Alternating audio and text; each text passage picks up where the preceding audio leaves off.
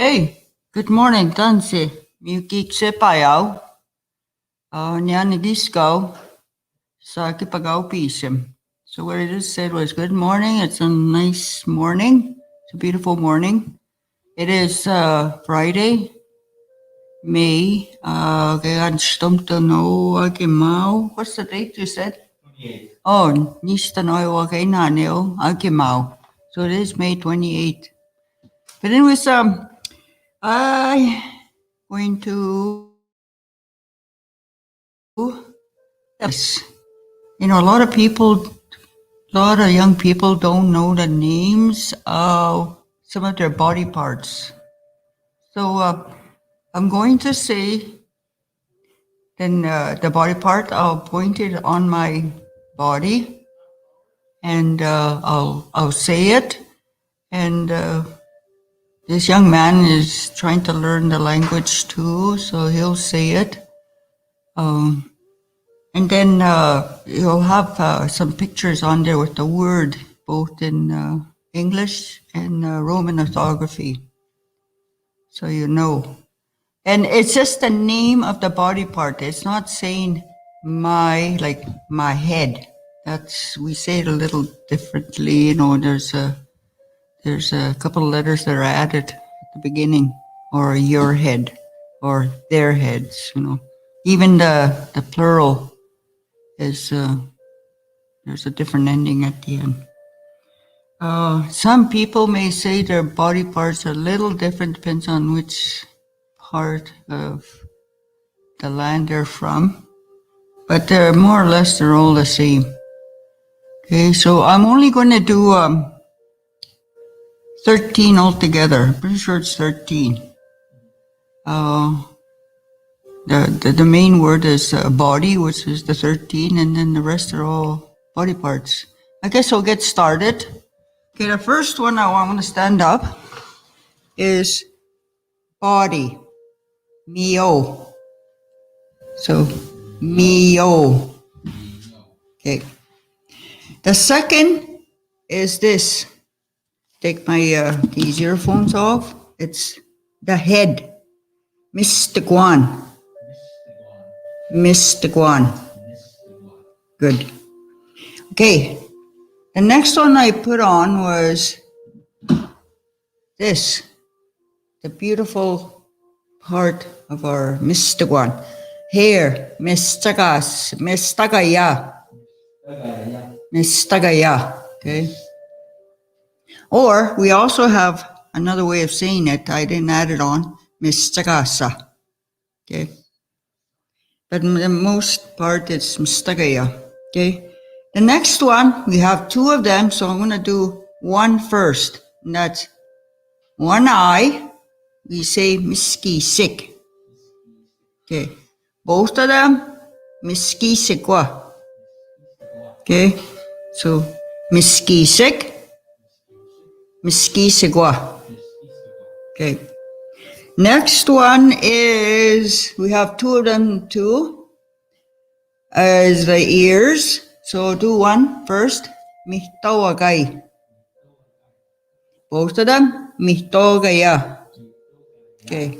Mihtawagay, mihtawagaya. Okay. Next one, okay. The next one, we only have one of them, and it's right in front of our face. I forgot to add the word face, but I'll put it on later on. Is this, the nose. There's two different ways of saying it. So I'm going to show you. The first way we can say it is mikut or miskuan. Mispronunciation there. Spelling. Okay, sorry about that. Miskuan. Okay. Next one, we only have one. That's the mouth. Mitun. Mitun. Okay. Here, the next one is the neck. We say mikwayo.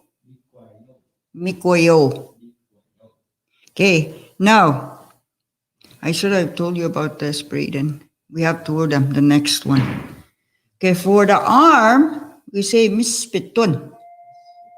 Okay, but we have two of them. We say mispitun na. Okay, so mispitun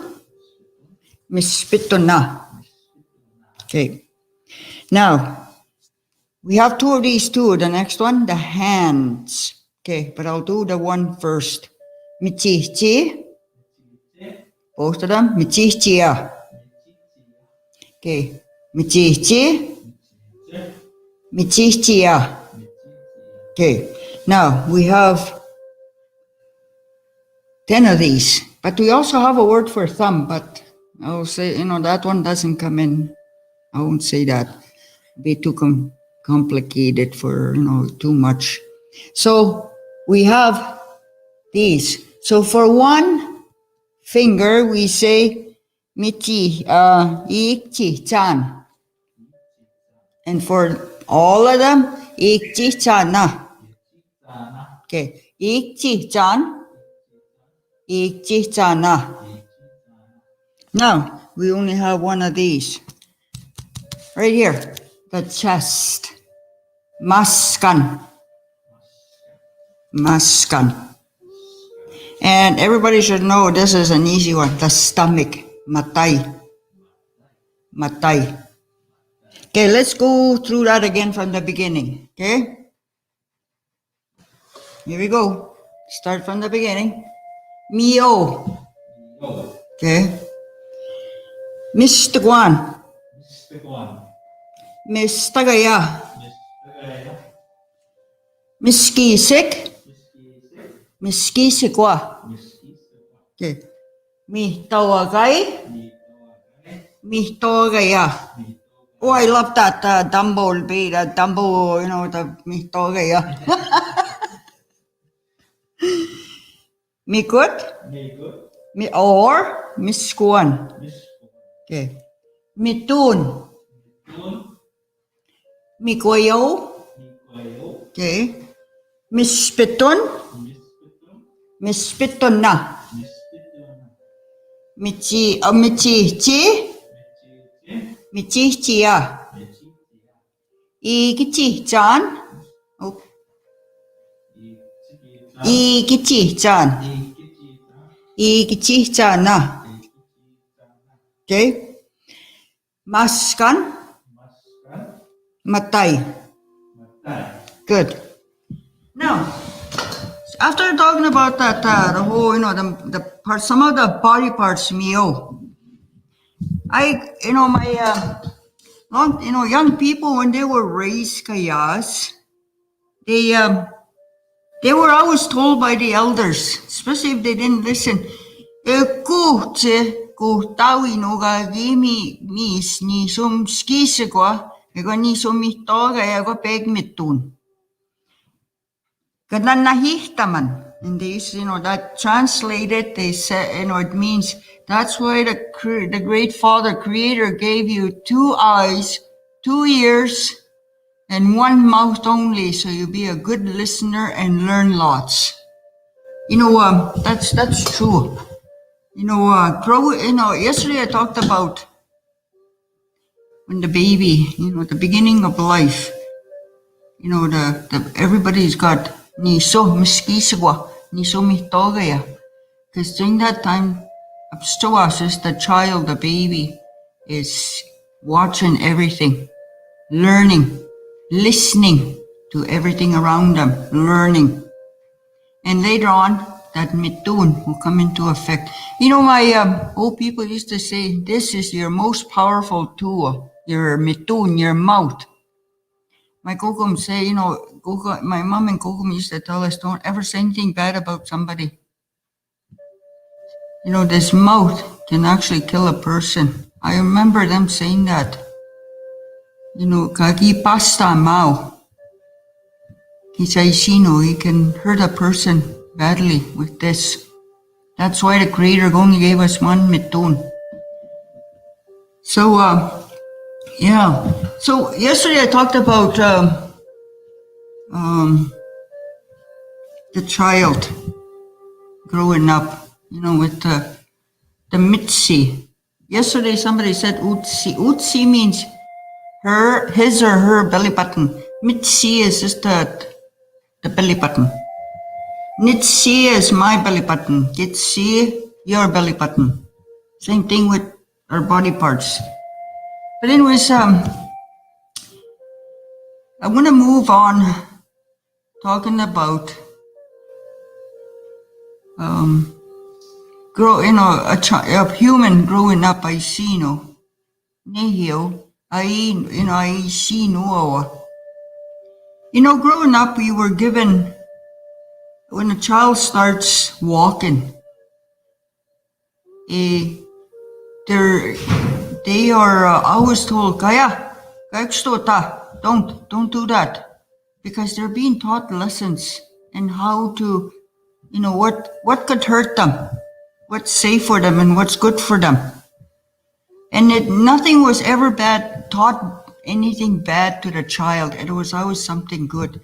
But they always let the child investigate on their own, as long as the child was safe.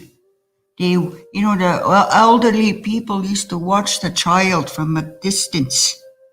Just, they allowed them to investigate, to learn things on their own, as long as they didn't get hurt. I want to tell a little story. I have twins. Nisutewak.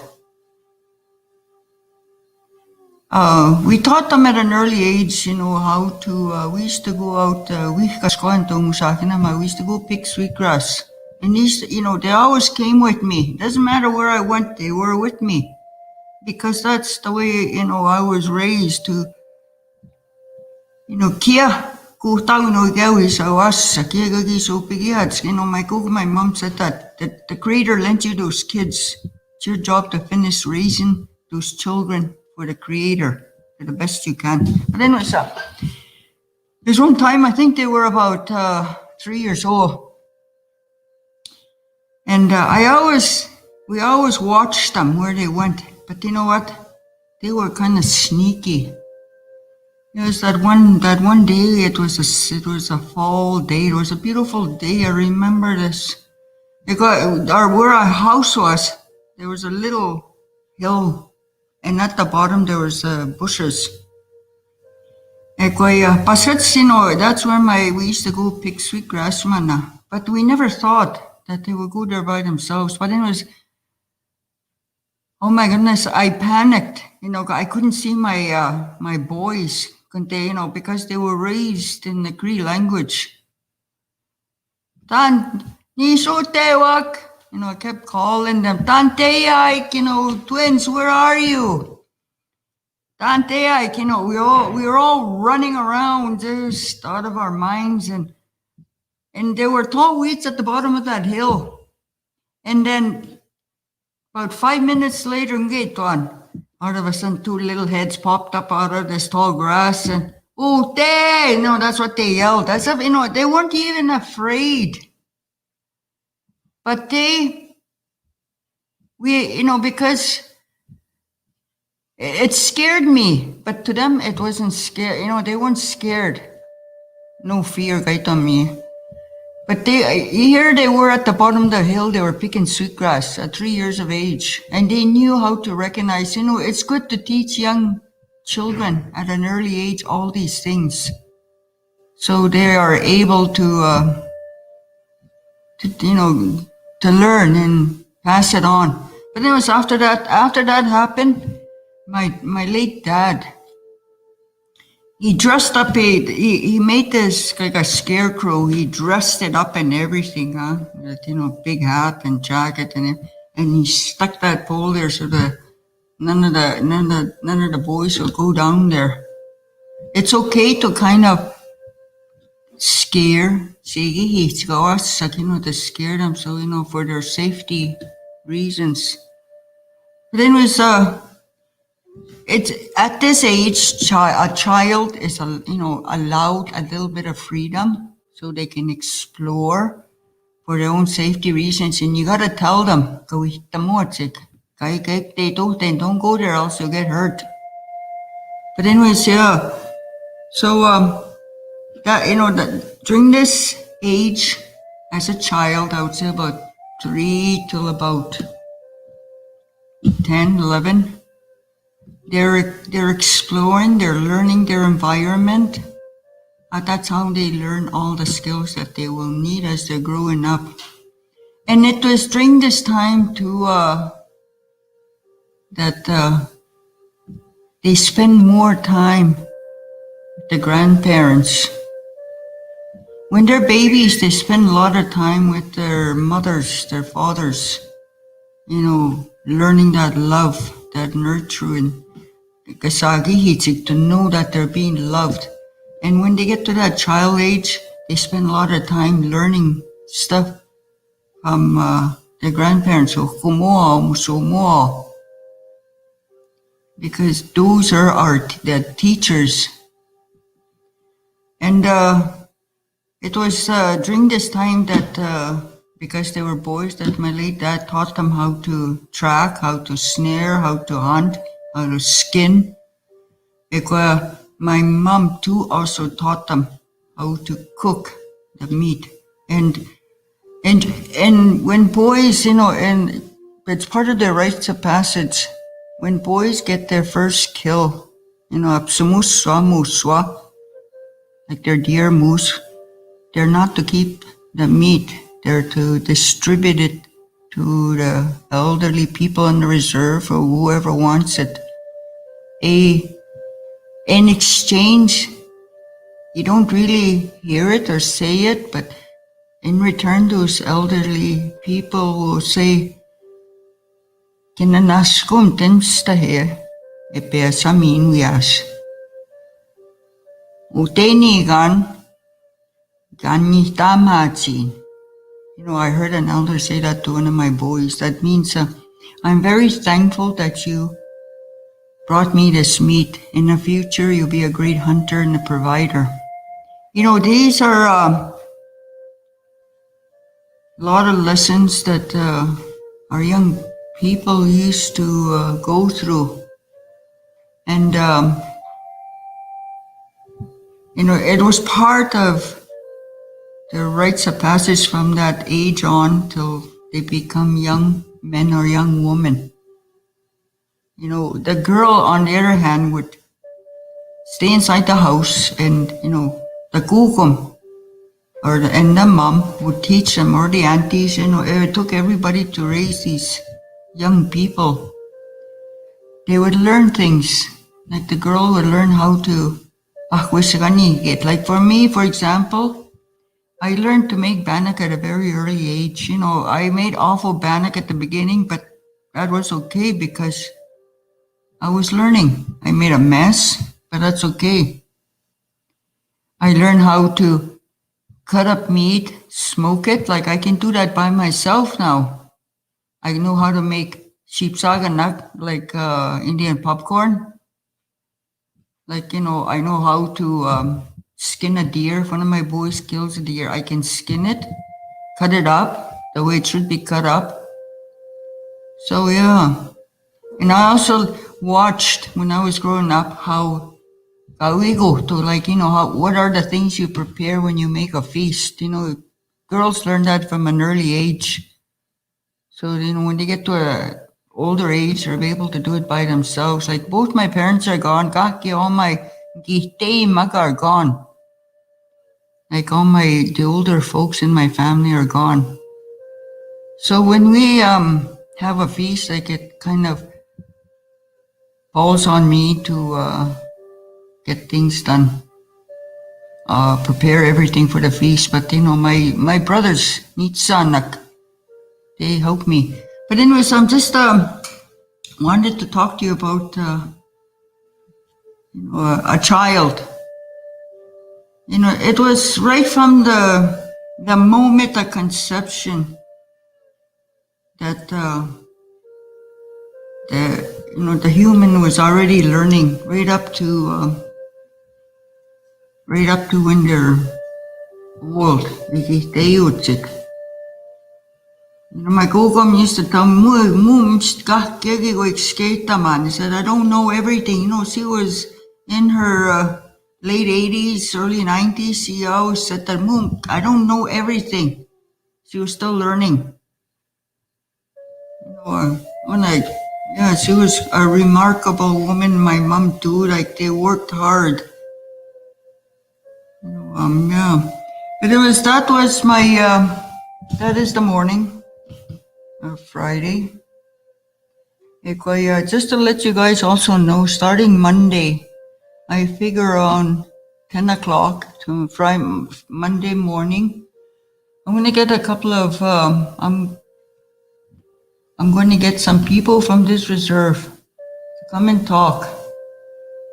Nehiyawetan, I'm sorry to do this, but these people, these women and these men, these elderly men and women from this reserve, I'm gonna invite them to come in here and talk about how they grew up. I just want the young people to see the kind of life our people went through in the past, the struggles, just so we can, the young people now can make it to today. That it was a struggle to live in the past. It was a hard life, but it was a good life. It was a matter of survival. So on Monday, I'm going to get two women to come in. They're from this community. One of them is Doreen Daniels. She's from here. And the other one is Tina Whitford. And they're going to, I asked them, I told them to speak Nehiyawetan, to speak in the Cree language. So for those that are going to be listening Monday, if you understand Cree, I would highly suggest you come in and you listen to them. I've talked to them before, like on one-to-one, and the stories they told me was quite fascinating. So come Monday morning, 10 o'clock. We're ruled by the clock again, but around there, 10-ish. So again, have a great weekend, stay safe, and have a great safe weekend. Next.